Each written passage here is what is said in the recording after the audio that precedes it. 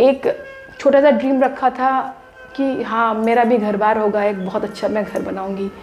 मैं जो सोच के अपने पैसे को बचाती थी, मुझे नहीं पता था कि मुझे कैंसर जैसी बीमारी पे मेरी लाइफ में हमेशा मुझे खर्च करना पड़ जाएगा।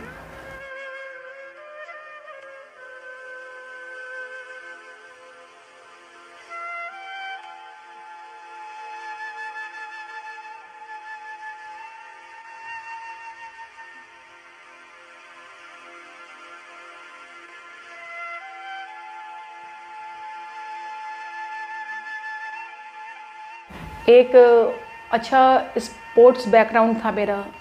मैं हॉकी और हैंडबॉल की स्टेट लेवल की प्लेयर थी और इंटर डिग्री वगैरह में मैंने खेला है। खेल और फील्ड से मेरा बहुत लगाव था और हमेशा रहा है, आगे भी चाहूँगी।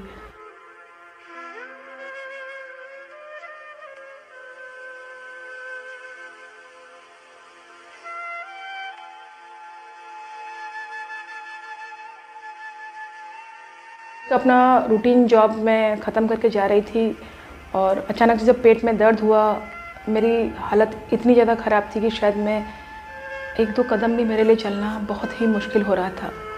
लेकिन मैं फिर भी हिम्मत बांध के घर गई और मेरी हालत इतनी ख़राब हो गई पेट के दर्द के मारे कि मैं उठने चलने लायक भी नहीं थी, ऑन बेड थी। तब मुझे यहाँ के देवा हॉस्पिटल में एडमिट करवाया। 2 दिन तक एडमिट होने के बाद जब मुझे डॉक्टर ने कहा, जवाब दे दिया कि मेरे हार्ट बीट्स वगैरह बहुत ज़्यादा बढ़ रही है, उन्होंने मुझे लखनऊ सहारा के लिए रेफ़र कर दिया। करीब 15 से 20 दिन मैं लखनऊ सहारा में आईसीयू में थी।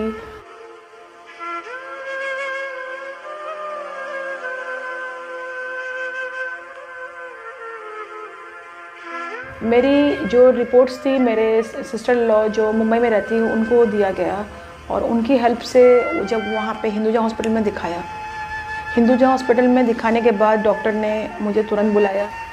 वहाँ के डॉक्टरों ने ऑपरेशन प्लान किया और मेरा ऑपरेशन की हुई करीब 10.5 घंटा मेरा ऑपरेशन चला। ट्यूमर मेरा इतनी बुरी तरह से रप्चर हो गया था जिसके वजह से पूरे बॉडी में जो है पस फैल गया था और करीब 2.5-3 घंटा उस ट्यूमर को क्लीन करने में लग गया और काफ़ी ज़्यादा उस टाइम तबीयत ख़राब हो गई थी। डॉक्टर उस भी हमारे उन्होंने बोल दिया था कि बहुत मुश्किल है मेरा बचना।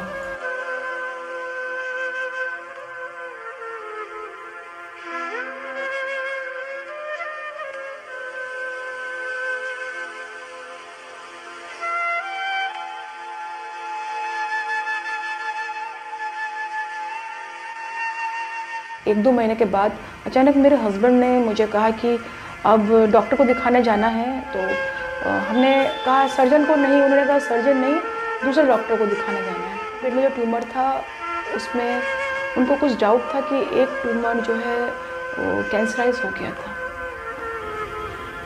मैं सुन के बहुत ज़्यादा शॉक्ड हो गई कि आप मजाक कर रहे हो, क्या क्या बोल रहे हो।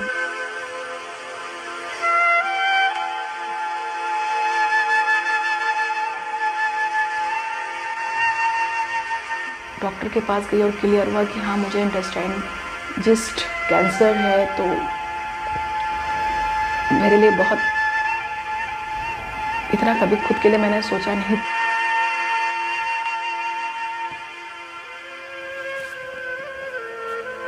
तब फिर 6 महीने बाद मेरा दोबारा ऑपरेशन हुआ क्योंकि उन्होंने जो है इतने बुरी तरह आंतें मेरी फट चुकी थी कि कई जगह से आंतों को काटना पड़ा था, जिसकी वजह से स्टोमा पेट के ऊपर से मेरा लगाया था। 6 महीने तक करीब ऊपर से ही मुझे यहाँ से मोशन होता था और एक बैग के थ्रू उसको रखा जाता था।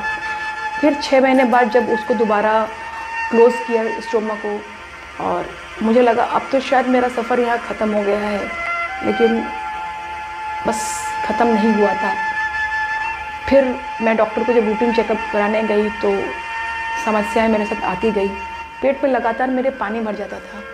पेट में पानी भरने की वजह से डॉक्टर जो है मुझे एनेस्थीसिया नहीं देते थे, डायरेक्टली मेरे पेट के स्किन काट के अंदर इंजेक्शन्स डाल के उसको करीब 10-12-20 ml के इंजेक्शन से उसको शक किया जाता था, पानी निकाला जाता था, फिर पाइप डाल के पानी निकाला जाता था। बहुत बहुत टफ प्रोसीजर था और वो पेन मैं अभी तक फील करती हूँ तो मुझे रोना आता है। मेरे नाक से, मुंह से, हर जगह से पाइप्स वगैरह जाते थे। वो दर्द मुझे फील होता है कि बस मैं बर्दाश्त नहीं कर पाती थी। बस लगता था कब बस या तो मुझे भगवान मौत दे दे या तो मुझे एकदम ठीक कर दे। ये बीच में जो रोज़ मरना मुझे अच्छा नहीं लगता था।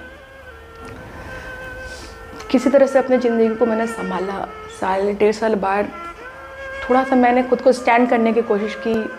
मेरी एक बहुत बचपन की फ्रेंड जो आई मेरे पास, और उनकी अपनी हम लोग की संस्था एक यश म्यूजिकल फाउंडेशन के नाम से थी। मैं उनके साथ जुड़ी और डांस और एरोबिक्स योगा क्लासेस जो मैं पहले से करती थी, उन्होंने कहा जब इतना अच्छा आपको योगा और एरोबिक्स आता है तो आप मेरे साथ जुड़ो। तो उनके साथ जुड़ के मैंने एक छोटी सी संस्था यश म्यूजिकल फाउंडेशन की डाली।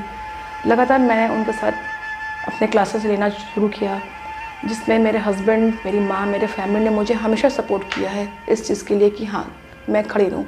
इतनी बीमारी के बाद भी मैंने खुद से हार नहीं मानी। मैं लगातार क्लास लेती रही और बीच बीच में कुछ ना कुछ समस्याएं मेरे साथ आई। मैं ऑपरेशन के 6 महीने भी नहीं बीता था कि मेरी बेटी का एक्सीडेंट हुआ सीवियर, उसके लेग फ्रैक्चर हो गए। फिर उसके 1 साल बाद जस्ट मेरी बेटी को भी पेट में अपेंडिक्स हो गया था, और अपेंडिक्स की वजह से उसकी बहुत तबीयत ख़राब हो गई। डॉक्टर ने उसको भी बोला कि हालत बहुत ख़राब है, ना बचने वाली कंडीशन हो गई थी, और उसको भी ऑपरेशन हुआ।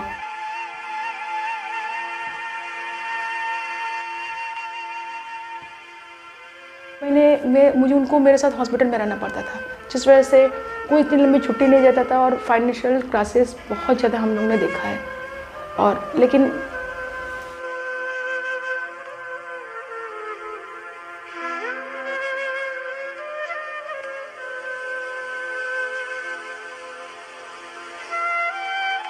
इन सारे फाइनेंशियल क्राइसिस के बीच हम लोग ने एक दूसरे को संभाला।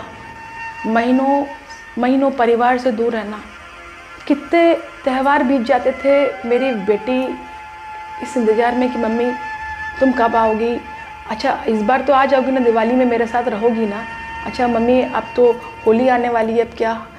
अभी हाल ही में जब ऑपरेशन हुआ था लगातार दशहरे के टाइम पे, तो मेरी तबीयत बहुत ज़्यादा ख़राब थी। मैंने बोला कि हाँ बेटा, तो उसको लगता है कि मम्मी अब तो आओगी, आज पूजा है। हम लोग बेंगोली से, हम लोग के यहाँ पूजा का बहुत इंपॉर्टेंट कि मम्मी आज दुर्गा अष्टमी है तो आज आप अष्टमी वाले दिन मेरे साथ रहोगे कि नहीं, बस। लेकिन हमने कहा बेटा इस बार नहीं, मैं पक्का तुम्हारे साथ दिवाली में रहूँगी। फिर जब दिवाली आती तो भी मैं वेट करती कि हाँ, वो वेट करती कि माँ तुम अब आओगी, लेकिन हालात और कंडीशन हमेशा हमको उससे दूर करती रही।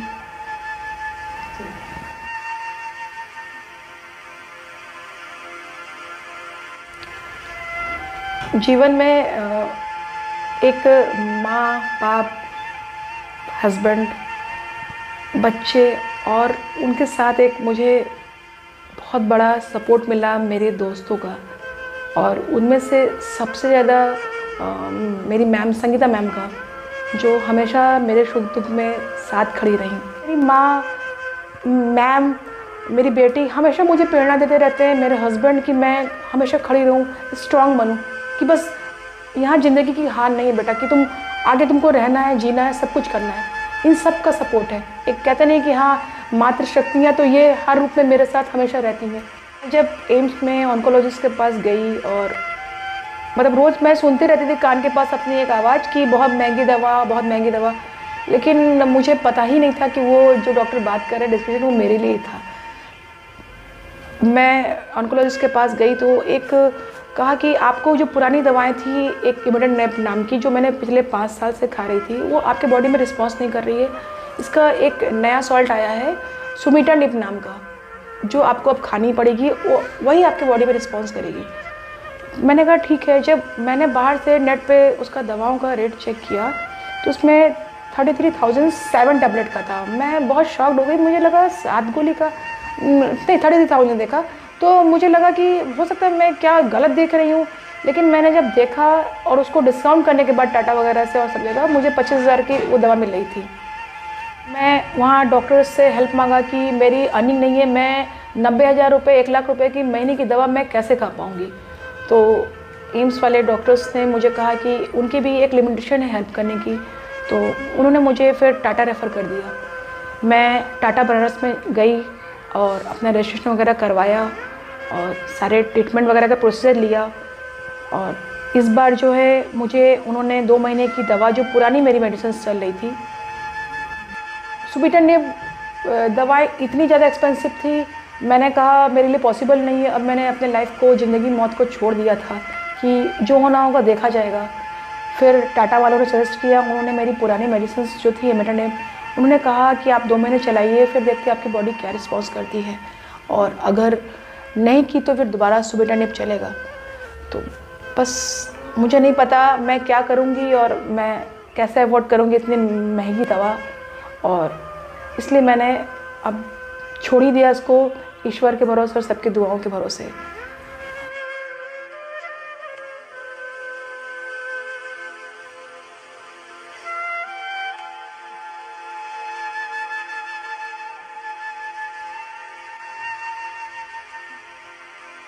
सबसे अच्छी बात मैं खुद के लिए भी ये कहना चाहूँगी कि मैं कहीं भी जाती हूँ तो लोग मुझसे पूछते हैं कहीं भी जाते हैं कि पेशेंट कौन है, आप हो? तो ये मेरे लिए बड़ा फ़नी सा रहता है कि मैं पेशेंट हूँ, मुझे भी पेशेंट बनना पड़ेगा क्या? वो भी कोई कैरेक्टर होता है पेशेंट बनना।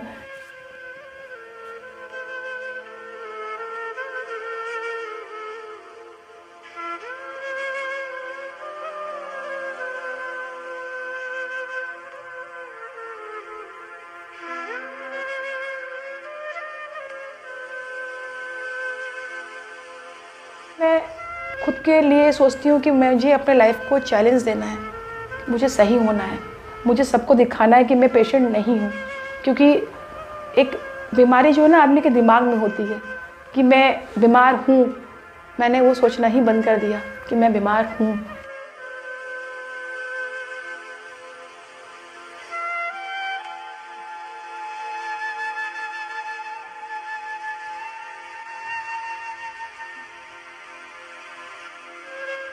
मैं हमेशा खुद को स्टैंड करना चाहती हूँ, आगे बढ़ना चाहती हूँ, और सोचती हूँ कि कितना मैं मेहनत कर सकूँ, जितना भगवान मुझसे करा सके, मेरी विल पावर मुझसे करा सके, और खुद को टूटने कभी नहीं देना चाहती हूँ।